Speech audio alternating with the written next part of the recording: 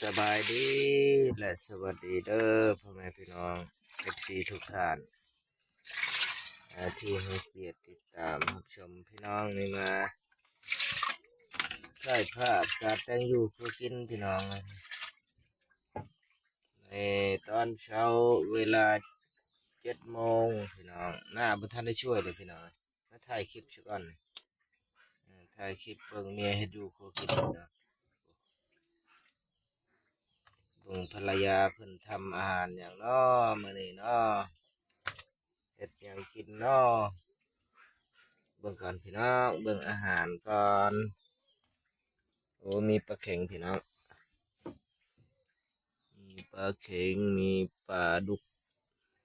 เบิ่งดูปิ่นเบิ่งดูหมาปลาหลาดพี่น้อง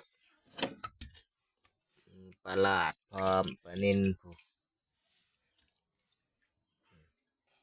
ปลาอย่างน้อพี่น้องผู้ใดฮู้นี่ปลาพี่ชายนี่บอกมาเด้อพี่น้องเด้อแต่งอยู่ครัวเคน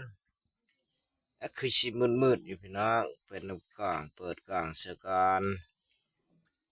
ว่าในเวลาตอนเช้าพี่น้องเอ้ยมันจะเอามืด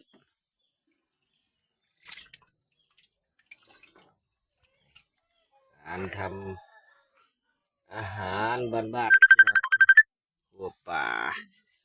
หลายสุกรเหมือนผู้ใดโทรมากวน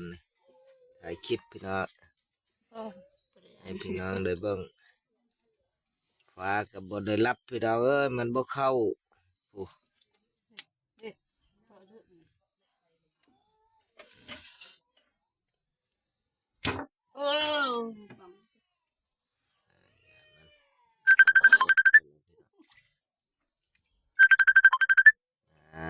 ผู้ใดเนาะโทรมากวนนี่เนาะ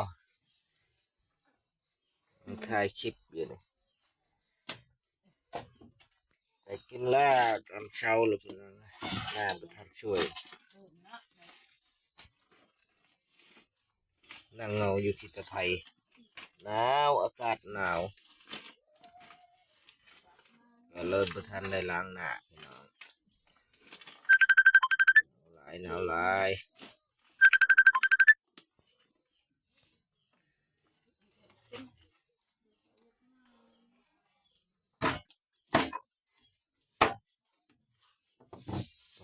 ปานพักควายพี่น้องครัวปลาชื่อ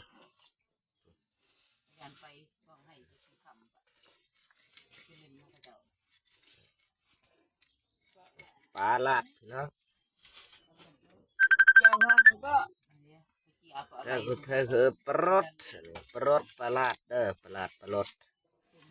นี่ปลาเข็งเนา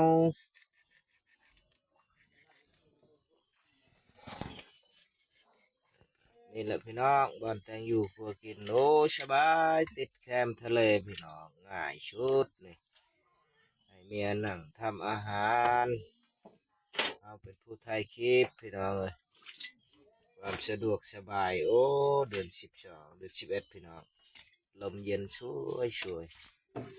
ตื่นมายามเช้าน้ำมันคั่วพี่น้องคั่วทุ่มโอเคลูกสาวก็ตื่นมาแล้วคุณหน้าก็บ่ล้างCái bên nó cái này hết một cái này chưa có bởi đồ này cho bà thì hơn ประมาณนี้เด้อพี่น้องเด้อสุดท้ายนี้ขอกล่าวคำว่าสบายดี